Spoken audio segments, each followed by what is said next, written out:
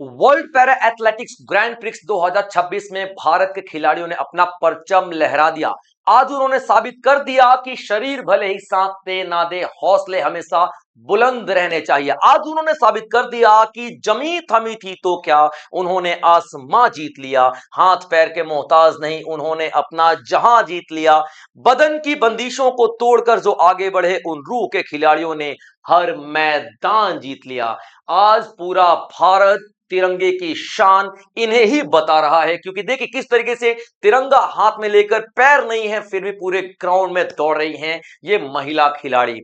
इसी तरीके के और भी बेहतरीन खिलाड़ी हैं जिन्होंने मिलकर टोटल 208 मेडल्स जीते हैं भारत के लिए। तो दोस्तों, इन खिलाड़ियों के लिए एक सलाम, एक सल्यूट तो बनता है। तो चलिए आज इनके बारे में बात करते हैं और इस पूरे इवेंट के बारे में बात करते हैं। देखते हैं कि ये इवेंट किस तरीके से लॉन्च किया गया था, किस तरीके से ऑर्गेनाइज किया गया था, कहां कहां पे किया गया था, ताकि एग्जाम पॉइंट ऑफ व्यू से हर चीज आपको मैं बता सकूं। ठीक है बच्चे, याद रखना world para athletics grand prix 2026 13वां एडिशन। याद रखना कौन सा 13वां, 13th एडिशन है। अब देखना कई बच्चे यहाँ पे कंफ्यूज हो जाते हैं, कई जगह आपको गूगल में लिखा रहेगा सेकंड एडिशन, तो सेकंड एडिशन नहीं है। याद रखना 13वां एडिशन का सेकंड स्टेज हो सकता है, 13वां एडिशन का सेकंड फेज हो सकता है, 13वां एडिशन का सेकंड लेग हो सकता है। यानी कि पैरा एथलेटिक्स ना साल में कई बार ऑर्गेनाइज होते हैं। ठीक है, तो एक बार हो चुका था, दूसरा ये सेकंड स्टेज है।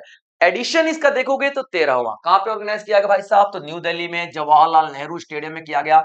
और याद रखना 13 से 15, यहां पर भी एक आपको छोटा सा प्रॉब्लम फेस हो सकती है। कई जगह पे आपको देखोगे 8 से लेकर के 13 दिखाई देगा, कई जगह डेट जो होगी 8 से लेकर के 13 दिखाई देती है बच्चे, और कई जगह डेट जो होगी आप लोगों को अलग अलग नजर आएगी। ठीक है, एक एक करके मैं बताता हूं, कंफ्यूजन नहीं होता। कि देखिए 13 से 15 जो है, ठीक है 13 से 15 जो है, लेकिन आप लोग 8 से देखेंगे, 8 से आप लोग देखोगे 8 9 10 तक आप लोग देखोगे बच्चे। ठीक है, क्या था, पूरी तैयारी वैयारी चली थी पूरा, या कि हाँ ठीक है आ गए लोग, आ गए स्पोर्ट्स पर्सन, आ गए, यहाँ पे सब कुछ चल रहा।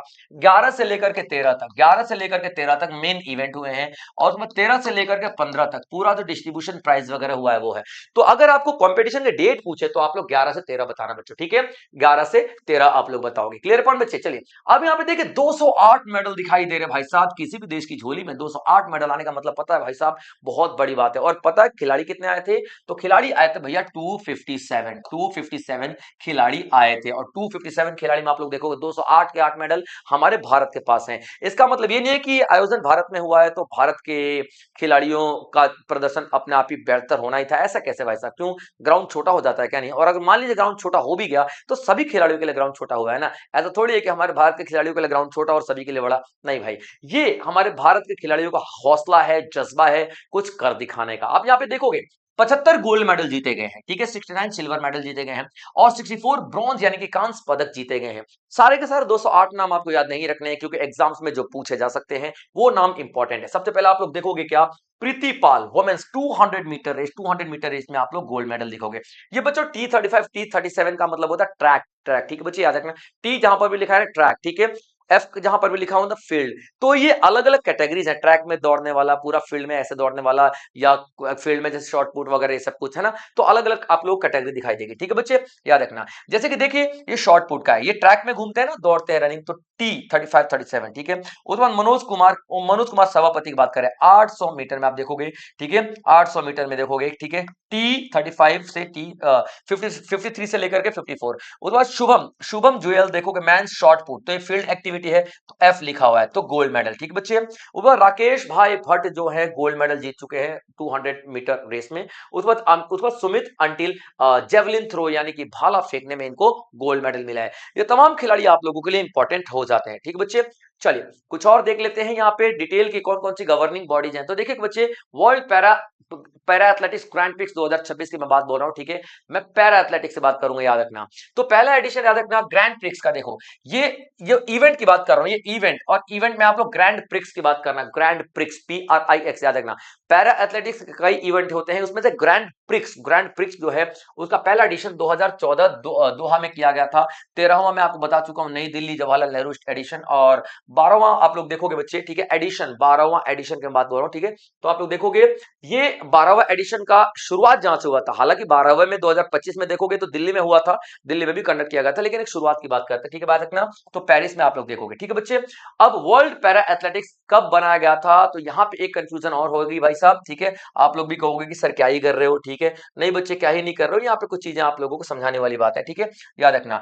2004 में क्या हुआ था कि एक पूरे वर्ल्ड को, वर्ल्ड लेवल पे एक ऑर्गेनाइज किया जाता है, तो मतलब हाँ भी पूरे दुनिया में पैरा एथलेटिक्स को हम लोग यहाँ पे पार्टिसिपेट करने देंगे। तो ये पूरा 2004 की बात करते हैं, लेकिन जो गवर्निंग बॉडी, रेगुलेटरी बॉडी होगी ना, याद रखना, जब भी पूछा जाएगा तो आप लोग क्या लिखोगे बच्चे, तो आप लोग लिखोगे 1994, ठीक है बच्चे, 1994। 2004 आपको अगर तब लिखना है जब ये पूछा जाएगा पूरे दुनिया के हर एक देशों को, यानी कि जो भी पार्टिसिपेट करना चाहते उनके लिए ओपन कर दिए गए थे, कब, तो 2004 में। लेकिन गवर्निंग बॉडी की मैं बात कर रहा हूं तो 1994 में आप लोग देखोगे, ठीक है बच्चे।